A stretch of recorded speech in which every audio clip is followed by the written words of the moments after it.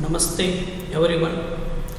I would like to welcome our English online classes and video classes. So, the last class we discussed the Ambedkar early life and who all influenced the Dr. Ambedkar life. So ನಾವು ಇಂದಿನ ತರಗತಿಯಲ್ಲಿ ಅಂಬೇಡ್ಕರ್ ಅವರ ಒಂದು ಜೀವನ ಆಗಿರಬಹುದು ಮತ್ತು ಅವರ ಮೇಲೆ ಪ್ರಭಾವವನ್ನು ಬೀರಿರ್ತಕ್ಕಂಥ ಎರಡು ಘಟನೆಗಳಾಗಿರಬಹುದು. ಘಟನೆ ಅಂತಕ್ಕಂಥದ್ದು the first one incident is 14th amendment of the American constitutions. It's given to the freedom the black Americans. ಅದು 14ನೆಯ ಕಾನೂನು ಸಂಹಿತೆ ಅಮೇರಿಕಾದ ಕಪ್ಪು ವರ್ಣೀಯರಿಗೆ ಸಮಾನತೆಯನ್ನು ನೀಡತಕ್ಕಂಥದ್ದು. ಅದು ಕೂಡ ಇಲ್ಲಿ ಏನಾಗ್ತದೆ, ಅವರಿಗೆ ಪ್ರಭಾವವನ್ನು ಬೀರ್ತದೆ. ಎರಡನೆಯ ಒಂದು ಕ್ಯಾರೆಕ್ಟರ್ ಬಂದುಬಿಟ್ಟು ಏನದಲ್ಲೇ ಮಹಾತ್ಮ ಫುಲೆ ಅವರು ಕೂಡ ಇಲ್ಲಿ ಏನಾಗ್ತದೆ ಇನ್ಫ್ಲೂಯೆನ್ಸ್ ಆಗ್ತದೆ.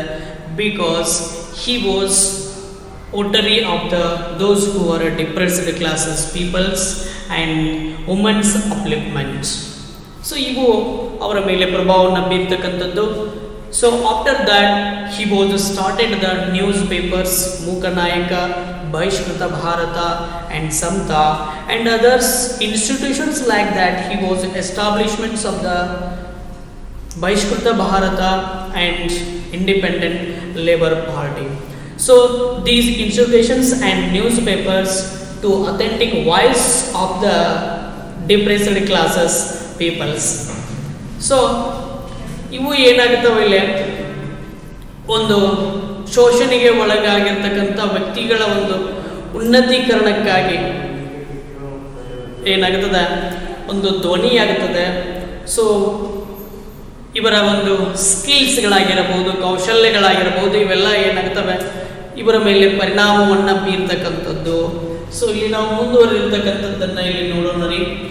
As a chairman of the drafting committee, doctor Ambedkar anticipated every conceivable requirements of the new polity. ಅಂದ್ರೆ ಒಂದು ರಾಷ್ಟ್ರಕ್ಕೆ ಒಂದು ಉತ್ತಮವಾಗಿರ್ತಕ್ಕಂಥ ಅಡಿಪಾಯವನ್ನು ನಾವು ಮಾಡಬೇಕಾದ್ರೆ ಏನಾಗಬೇಕಾಗುತ್ತದಲ್ಲ, what are the new requirements, ಅಂದರೆ ಹೊಸದಾಗಿರ್ತಕ್ಕಂಥ ಅವಶ್ಯಕತೆಗಳು ಏನಿದ್ದಾವೆ ಮತ್ತು ಅವು ಹೇಗೆ ಅವುಗಳನ್ನು ನಾವಿಲ್ಲಿ ನಮ್ಮ ರಾಷ್ಟ್ರಗಳಲ್ಲಿ ನಾವು ಅವುಗಳನ್ನು ಇಂಪ್ಲಿಮೆಂಟ್ ಮಾಡಬೇಕು ಅಂತಕ್ಕಂಥದ್ರ ಕುರಿತು ಅವ್ರು ಏನು ಮಾಡ್ತಾರೆ, drawing from the examples, drawing from the examples and experience of other nations. ಬೇರೆ ಬೇರೆ ರಾಷ್ಟ್ರಗಳಲ್ಲಿರ್ತಕ್ಕಂತಹ ಉದಾಹರಣೆಗಳಾಗಿರ್ಬೋದು, ದೆನ್ ಎಕ್ಸ್ಪೀರಿಯನ್ಸಸ್ ಅನುಭವಗಳು, ಅಂದರೆ ಬೇರೆ ರಾಷ್ಟ್ರಗಳಲ್ಲಿರ್ತಕ್ಕಂಥ ಸಂವಿಧಾನದ ಒಂದು ಕಾನೂನು ಸಂಹಿತೆಗಳು ಅಥವಾ ಕಾಯಿದೆಗೆ ಸಂಹಿತೆಗಳು ಏನಿದ್ದಾವೆ ಎಂಥವು. ಉದಾಹರಣೆಗೆ ನಾವು ಅಮೇರಿಕ ಸಂವಿಧಾನದಿಂದ ಮೂಲಭೂತ ಹಕ್ಕುಗಳನ್ನು ಎರವಲಾಗಿ ಪಡೆದಿವಿ. ಐರ್ಲೆಂಡ್ ಸಂವಿಧಾನದಿಂದ ಏನು ಮಾಡಿದೀವಿ ರೀ, ರಾಜನೀತಿ ನಿರ್ದೇಶಕ ತತ್ವಗಳು, direct states of principal of direct state policies. And the Britain government we taken the subsidiary alliances systems,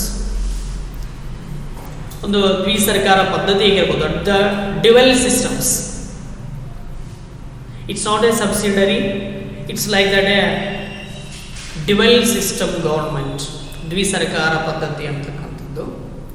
ಮತ್ತು ಗಣರಾಜ್ಯ, ದ ರಿಪಬ್ಲಿಕ್, ಗಣರಾಜ್ಯ ಅಥವಾ ಒಂದು ಸಂಸದೀಯ ಸರ್ಕಾರ ಅಂತಕ್ಕಂಥದ್ದನ್ನು ಕೂಡ ನಾವಲ್ಲಿ ಏನು ಮಾಡ್ತೀವಿ ರೀ, ಆ ಒಂದು ಬ್ರಿಟನ್ ಸರ್ಕಾರದಿಂದ ನಾವೆಲ್ಲ ತೆಗೆದುಕೊಳ್ತಕ್ಕಂಥದ್ದು.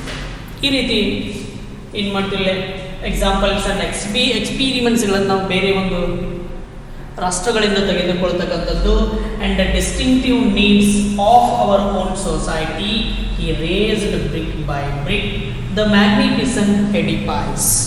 ಅಂದ್ರೆ ಒಂದು ಭವ್ಯವಾದ ಒಂದು ದೇಗುಲವನ್ನು ನಾವು ಹೇಗೆ ಇಟ್ಟಗಿಗಳ ಮುಖಾಂತರವನ್ನು ನಿರ್ಮಾಣ ಮಾಡ್ತೀವೋ ಹಾಗೆ ಈ ಒಂದು ಭಾರತೀಯ ಸಂವಿಧಾನವನ್ನು ಏನು ಮಾಡ್ತಾರೆ, ಬೇರೆ ಬೇರೆ ರಾಷ್ಟ್ರಗಳಲ್ಲಿರ್ತಕ್ಕಂತಹ ಹೊಸ ಕಾನೂನು ಸಂಹಿತೆಗಳು ಏನಿದ್ದಾವೆ ಅವುಗಳನ್ನು ಸಂಪೂರ್ಣವಾಗಿ ಅಧ್ಯಯನ ಮಾಡಿ ಅವುಗಳನ್ನು ಈ ಭಾರತೀಯ ಸಂವಿಧಾನದಲ್ಲಿ ಅಳವಡಿಕೆಯನ್ನು ಮಾಡ್ತಕ್ಕಂಥದ್ದು. Which now stands as the fundamental rights in the constitution of India. ಭಾರತೀಯ ಒಂದು ಸಂವಿಧಾನ ಅಂತಕ್ಕಂಥದ್ದು ಯಾವುದರ ಮೇಲೆ ನಿರ್ಮಾಣ ಆಗ್ಯದ ಅಥವಾ ನಿಂತ್ಕೊಂಡದ ಅಂತಲೇ it's based stands on the fundamental rights. ಮೂಲಭೂತ ಹಕ್ಕುಗಳ ಮೇಲೆ ಅದೇನಾಗ್ಯದ ನಿಂತದ. There were of course other luminaries, ಶ್ರೇಷ್ಠ ಚಿಂತಕರು ಅಂತೇಳಿ ಕರಿತೀವಿ ಒಳ್ಳೆ ಲಿಮಿನರೀಸ್. ಅಂದ್ರೆ ಡ್ರಾಫ್ಟಿಂಗ್ ಕಮಿಟಿಯನ್ನು ಮಾಡಬೇಕಾದ್ರಲ್ಲಿ ಏನಾಯ್ತಂದ್ರೆ ಹಲವಾರು ವ್ಯಕ್ತಿಗಳು ಏನಾಗ್ತಾರೆ ಅಲ್ಲಿ ಇನ್ವಾಲ್ವ್ ಆಗ್ತಾರೆ. ಸೊ ಅಂತಹ ಶ್ರೇಷ್ಠ ವ್ಯಕ್ತಿಗಳು ಯಾರಿದ್ದಾರೆ on the committee like Alladi Krishnaswami Ayyar, yes, then KM Munshi and Gopalswamy Iyengar, who also made a vital contribution to the process of constitution making. ಭಾರತೀಯ ಸಂವಿಧಾನವನ್ನು ರಚನೆ ಮಾಡತಕ್ಕಂತಹ ಒಂದು ವ್ಯವಸ್ಥೆಯಲ್ಲಿ ಈ ಮೂರು ವ್ಯಕ್ತಿಗಳು ಜೊತೆಗೆ ಹಲವಾರು ವ್ಯಕ್ತಿಗಳು ಏನಾಗ್ತಾರೆ ಇಲ್ಲಿ ಪಾರ್ಟಿಸಿಪೇಟ್ ಮಾಡ್ತಕ್ಕಂಥದ್ದು ಅಥವಾ ಅವರ ಒಂದು ಕಾಂಟ್ರಿಬ್ಯೂಷನ್ಸ್, ದ ವಿಟಾಲ್ ಕಾಂಟ್ರಿಬ್ಯೂಷನ್ಸ್, ಅವಿಸ್ಮರಣೀಯವಾಗಿರ್ತಕ್ಕಂತಹ ಕೊಡುಗೆಗಳನ್ನು ಇಲ್ಲಿ ನೀಡ್ತಾರೆ.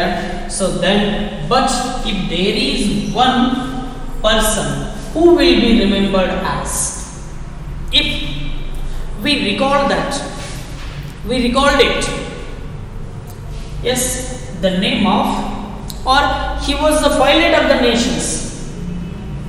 ಸಂವಿಧಾನದ ಒಬ್ಬ ಚಾಲಕ ಅಂತ ಕರಿಬಹುದು.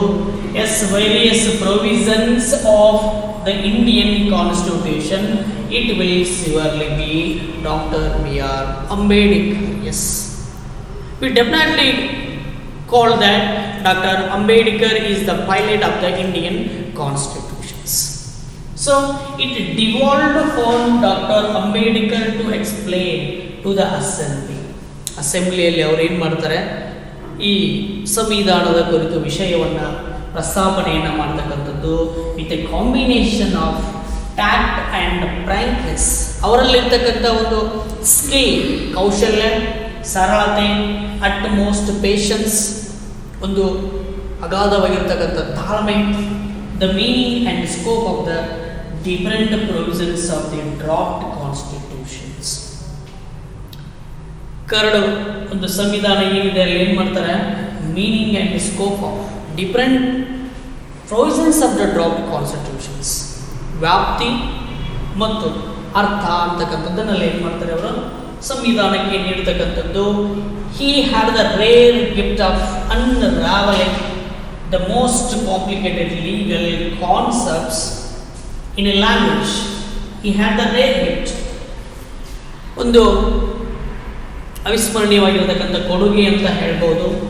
The most complicated legal concept in language ಅಂದ್ರೆ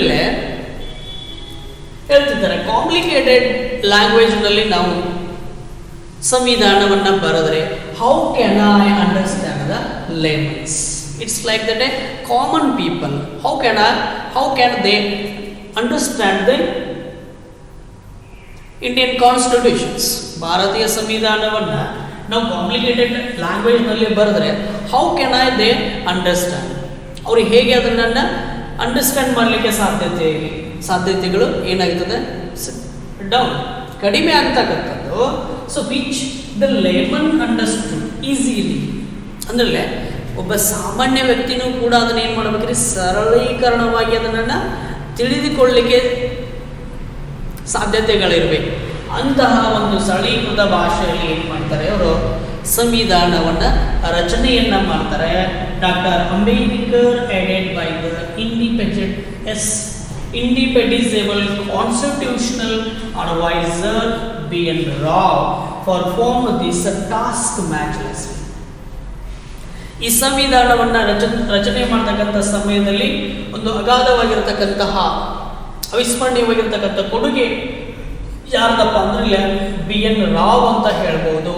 because he was a advisor of the Indian constitutions. ಭಾರತೀಯ ಸಂವಿಧಾನದ ಒಬ್ಬ ಸಲಹೆಗಾರರಾಗಿ ಯಾರು ಇಲ್ಲಿ ಕರ್ತವ್ಯವನ್ನು ಕೈಗೊಳ್ಳುತ್ತಾರೆ ಅಂದರೆ ಬಿ ಎನ್ ರಾಯ್ ಅಂತ ನಾವಿಲ್ಲಿ ಹೇಳ್ಬೋದು. Then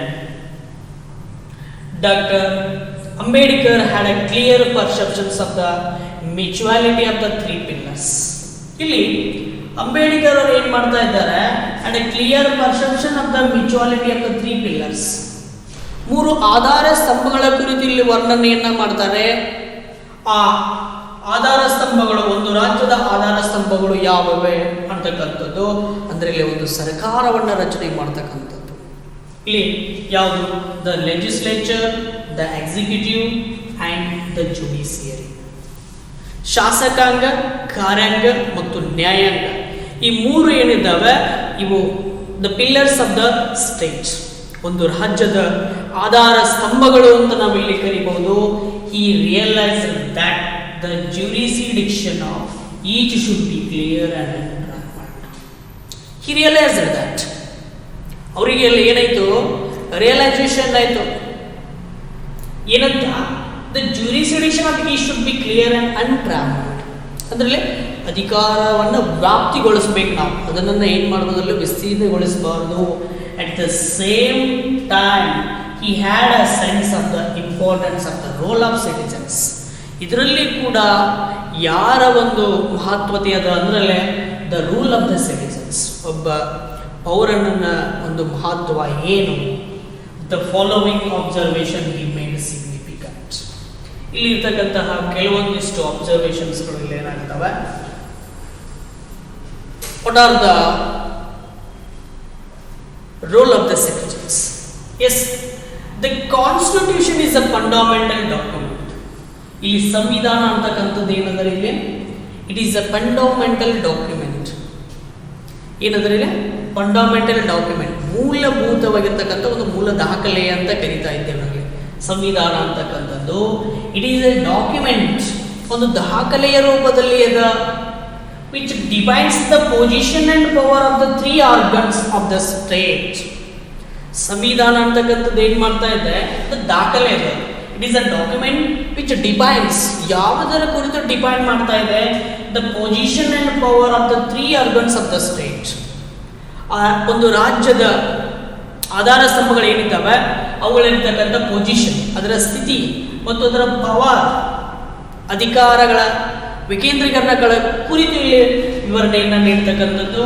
the executive, the judiciary and the legislature. Executive, judiciary and legislature. ಶಾಸಕಾಂಗ, ಕಾರ್ಯಾಂಗ ಮತ್ತು ನ್ಯಾಯಾಂಗ ಅಂತಕ್ಕಂಥದ್ದು. ಶಾಸಕಾಂಗ ಏನ್ ಮಾಡ್ತದೆ, ಶಾಸನಗಳನ್ನು ಹೊರಡಿಸ್ತಕ್ಕಂಥದ್ದು. ಕಾರ್ಯಾಂಗ ಅವುಗಳನ್ನ ಏನ್ ಮಾಡೋದ್ರಿ, ಕಾರ್ಯರೂಪಕ್ಕೆ ತರೋದು. ಕಾರ್ಯರೂಪಕ್ಕೆ ತಂದಿರತಕ್ಕಂಥ ಕಾರ್ಯಗಳನ್ನ ಏನ್ ಮಾಡೋದ್ರಲ್ಲಿ ನ್ಯಾಯಸಮ್ಮತಗೊಳಿಸ್ತಕ್ಕಂಥ ಕಾರ್ಯ ಯಾವಾಗ ಮಾಡ್ತದಲ್ಲೇ legislature. Yes, it also defines the powers of the executive and the powers of the legislature. ಇಲ್ಲಿ ಹೇಳ್ತಾರೆ. ಎಸ್, ಇಟ್ ಆಲ್ಸೋ ಡಿಫೈನ್ಸ್, ಯಾವುದರ ಕುರಿತು ಡಿಫೈನ್ ಮಾಡ್ತಾರೆ, the powers of the executive.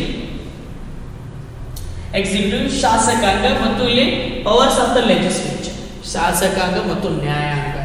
As against the citizens, ಪೌರನ ವಿರುದ್ಧ ಹೋದಾಗ, as we have done in our chapter dealing with fundamental rights. ಇಲ್ಲಿ fundamental rights ಅಂತಕ್ಕಂಥದ್ದು ಏನಿದೆ, ಮೂಲಭೂತ ಹಕ್ಕುಗಳು ಏನಿದ್ದಾವೆ, ಪ್ರತಿಯೊಬ್ಬ ನಾಗರಿಕನ ಕರ್ತವ್ಯಗಳು. In fact, the purpose of constitution is not merely to create the organs of the state. ಈ 3 ಏನು ಸ್ತಂಭಗಳಿದ್ದಾವೋ, ಈ 3 ಅಂಶಗಳೇನಿದ್ದಾವೋ, ಆ ಅಂಶಗಳನ್ನು ಮಾಡೋ ಒಂದು ಉದ್ದೇಶ ಏನಂದ್ರೆ, yes, there is no power, ಅತಿ ನಾವಲ್ಲಿ ಅಧಿಕಾರವನ್ನು ಕೊಡಬಾರದು ಅಂತ ಹೇಳ್ತಾರೆ. But to limitations of the authorities, ಅಲ್ಲಿ ಅಧಿಕಾರ ವಿಕೇಂದ್ರೀಕರಣ ಮಾಡುವಲ್ಲಿ ಏನಿರ್ಬೇಕಂತ ಹೇಳ್ತಾರೆ ಅವರು, ಇಟ್ಸ್ ಅ ಲಿಮಿಟೇಷನ್ಸ್. ಬಿಕಾಸ್ ಒಂದು ವೇಳೆ ಇಫ್ ನೋ ಲಿಮಿಟೇಷನ್ಸ್, ಒಂದು ವೇಳೆ ಲಿಮಿಟೇಷನ್ ಇಲ್ಲದೆ ಇದ್ರೆ ಏನಾಗ್ತದೆ, was imposed upon the authority of the organs, there will be complete tyranny and complete oppressions. ಸಂಪೂರ್ಣ ಏನಾಗ್ಬಿಡ್ತದೆ ಅಂತ ಹೇಳ್ತಾರೆ ಅಲ್ಲಿ, ಅಧಿಕಾರ ವಿಕೇಂದ್ರೀಕರಣ ಮಾಡುವುದರಲ್ಲಿ ಲಿಮಿಟೇಷನ್ ಇರದೇ ಇದ್ರೆ ಸಂಪೂರ್ಣ ಅಲ್ಲಿ ಏನಾಗ್ತದೆ, completely there will be tyranny, ಅರಾಜಕತೆ ಅಂತಕ್ಕಂಥದ್ದು ಏನಾಗ್ತದಲ್ಲೇ ಪ್ರಾರಂಭಗೊಳ್ತದೆ. ಅಂಡ್ ಕಂಪ್ಲೀಟ್ ಅಪರೇಷನ್ಸ್, ಶೋಷಣೆಗೆ ಒಳಗಾಗತಕ್ಕಂಥ ಜನರು ಏನಾಗ್ತಾರೆ ಇಲ್ಲಿ ಅತಿ ಹೆಚ್ಚಾಗುತ್ತಾರೆ ಅಂತಕ್ಕಂಥದ್ದು. ಸೊ ಅದಕ್ಕಾಗಿ ಯಾವುದೇ ನಾವು ಅಧಿಕಾರವನ್ನು ಚಲಾಯಿಸಬೇಕಾದ್ರಲ್ಲಿ ಏನಿರ್ಬೇಕಂತ ಹೇಳಿದ್ರೆ ದಟ್ ಈಸ್ ಅ ಲಿಮಿಟೇಷನ್ಸ್. ಲಿಮಿಟೇಷನ್ಸ್ಗಳು ಇದ್ದಾಗ ಮಾತ್ರ ಅಲ್ಲಿ ಏನಾಗ್ಬೋದ್ರಿ, ಒಂದು ಉತ್ತಮವಾಗಿರ್ತಕ್ಕಂಥ ರಾಜ್ಯವನ್ನು ನಿರ್ಮಾಣ ಮಾಡಲಿಕ್ಕೆ ಸಾಧ್ಯತೆ ಇದೆ. Yes, there is no limitations of the power structures, that is the built of the tyranny. ಅರಾಜಕತೆ ಅಂತಕ್ಕಂಥದ್ದು ಏನಾಗುತ್ತದಲ್ಲಿ ಉನ್ನತೀಕರಣ ಆಗತಕ್ಕಂಥದ್ದನ್ನು ಇಲ್ಲಿ ಹೇಳ್ತಾರೆ. ಸೊ ಇನ್ನು ಮುಂದುವರೆದಿರ್ತಕ್ಕಂಥ ಒಂದು ಭಾಗವನ್ನು ಮತ್ತೆ ನಾವು ಏನು ಮಾಡೋಣ್ರಿ, ಮುಂದಿನ ಒಂದು ವಿಡಿಯೋ ಕ್ಲಾಸ್ನಲ್ಲಿ ಡಿಸ್ಕಷನ್ನ ಮಾಡ್ತಾ ಇದ್ದೀನಿ. How Jawaharlal Nehru elected, he was the first law minister of independent India, and what he called Dr. B.R. Ambedkar. ಅದರಲ್ಲಿ ಜವಾಹರ್ಲಾಲ್ ನೆಹರು ಅವರು ಅವರನ್ನು ಪ್ರಥಮ ಕಾನೂನು ಮಂತ್ರಿಯಾಗಿ ಹೇಗೆ ಅವರನ್ನು ಆಯ್ಕೆ ಮಾಡ್ತಾರೆ ಮತ್ತು ಅವರನ್ನು ಒಬ್ಬ ಮಾಡರ್ನ್ ಮನು ಅಂತ ಕರೀತಾರೆ, as well as he was a law maker ಅಂತೇಳಿ ಈ ರೀತಿ ಅವರನ್ನು ಸಂಬೋಧನೆಯನ್ನು ಮಾಡ್ತಾರೆ. ಆ ಮುಂದುವರೆದಿರ್ತಕ್ಕಂತಹ ಒಂದು ವಿವರಣೆಯನ್ನು ನಾನು ಮತ್ತೆ ನಿಮ್ಮ ಜೊತೆಗೆ ಮುಂದಿನ ಒಂದು ವಿಡಿಯೋದಲ್ಲಿ ಶೇರ್ ಮಾಡ್ತಾ ಇಲ್ಲಿಗೆ ಈ ತರಗತಿಯನ್ನು ಮೊಟಕುಗೊಳಿಸಿ ಮತ್ತೆ ಮುಂದಿನ ವಿಡಿಯೋದಲ್ಲಿ ಭೇಟಿಯಾಗೋಣ. ಎಲ್ಲರಿಗೂ ಧನ್ಯವಾದಗಳು.